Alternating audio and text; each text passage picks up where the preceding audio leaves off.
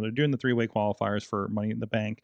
And of course, we are getting, like, it feels like we're getting more out of WWE in wrestling, right? Like, it feels like it's been this way for a little bit. And then I started to think about it this week. Literally today, I'm sitting there trying to catch up. I'm putting on Raw on the side as I'm getting some work done. And it's the Chad Gable Penta Dragon Lee, I believe. Triple threat, yeah. And I believe that's the one where somebody said in the chat room that Chad Gable's neck did survive Monday night. So, he had a bloody nose or something. I didn't even see the move because, again, I'm kind of watching on the side, which I hate because it's so good. And I want to actually sit down and watch Raw at this point. Even SmackDown, I may just go back and watch the matches or something. Although it feels like they're getting a little filler on SmackDown a little bit for that 3-hour, deal. But Raw's tight because they got the Netflix thing and they don't have to do that.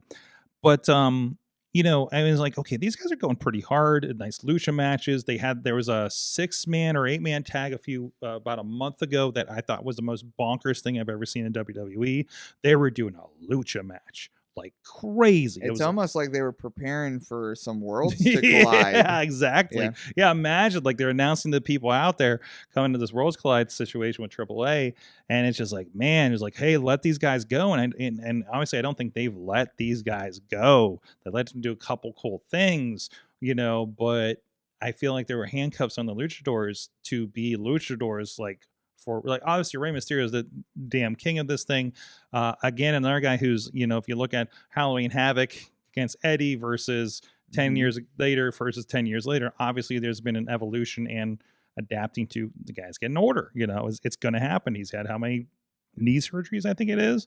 Back maybe at some point, all kinds of stuff. Happens. There was the time where he thought he was going to retire, and that was like almost 10 years ago. Mm-hmm.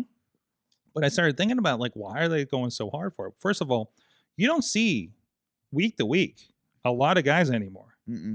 Like, the storylines for a lot of the top guys, middle guys, are, okay, Rusev's going to destroy this guy this week. Okay, we're going to talk about how we're going to have a match with him next, like, the week after. Like Rusev's, like, been every other week, right? There's no house shows at this point. AEW, they go hard and they do this crazy stuff on Wednesday and Saturday nights. Yeah, they don't have house shows. Some of them do indies, maybe. Right? So sure. So you can talk about reps, but you can also talk about they have time to heal. Yeah. They can go hard. It's that New Japan idea. Why does New Japan go so freaking hard? It's like, they only got so many shows. They do tours, they do 8-mans, then they do a big match. That's what you see when you see, like, those crazy highlights, right? Is the one big match they did that month.